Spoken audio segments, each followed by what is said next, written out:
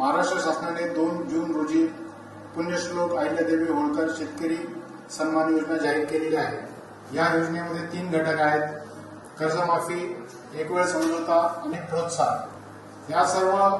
ही सर्व योजना महाआयटीने विकसित केलेल्या पोर्टलद्वारे राबवण्यात येत आहे।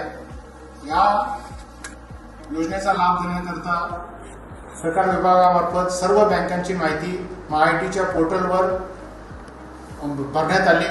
त्याचं सर्व व्हेरिफिकेशन पण झाले आणि त्याची लाभार्थ्यांची कर्जमाफीच्या लाभार्थ्यांची पहिली यादी 25 जुलै रोजी प्रसिद्ध झाली। या यादीमध्ये राज्यातील 16,96,000 शेतकऱ्यांचा समावेश आहे आणि यांची कर्जमाफीची रक्कम 13,600 कोटी आहे। तर या सर्व शेतकऱ्यांनी आपलं आधार प्रमाणिकीकरण करायचं आहे। आधार प्रमाणिकीकरण केल्यानंतर त्यांना लाभ त्यांच्या थेट बँकेच्या खात्यामध्ये जमा करण्यात येईल। आधार प्रमाणिकीकरण करण्याकरता त्यांचे आधार कार्ड किंवा जी त्यांची यादी प्रसिद्ध केलेली आहे त्याच्यातला विशिष्ट क्रमांक घेऊन आपल्या सेवा केंद्रावर जायचे आहे। ज्या शेतकऱ्यांनी ॲग्रीस्टॅग फार्मर आयडी काढलेला नाही त्यांना ॲग्रीस्टॅग फार्मर आयडी काढणे आवश्यक असेल। काही ठिकाणी थोड्या अशा तक्रारी आलेल्या आहेत की गाव पातळीवर जी यादी प्रसिद्ध झालेली आहे त्यामध्ये कमर्शियल बँकेचे जे NPAचे अकाउंट्स आहेत त्याची रक्कम चुकलेली आहे। तर याबाबत मी शेतकऱ्यांना आश्वासित करू इच्छितो की याबाबत तुम्ही चिंता करू नका।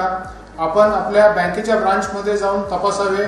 तिथे आपली 31 मार्च 26ची थकबाकीची रक्कम दिसेल किंवा तुम्ही आपल्या सेवा केंद्रावर गेल्यावर देखील तिथल्या स्क्रीनवर तुमची 31 मार्च 26ची रक्कम दिसेल। ती रक्कम बरोबर असल्यास तुम्ही आधार ऑथेंटिकेशन करावे। 31 मार्च 26 नंतरचं जे व्याजाची रक्कम आहे ह्याची जबाबदारी बँकेने घेतलेली आहे, त्यामुळे तुमचं संपूर्ण कर्ज माफ होणार आहे।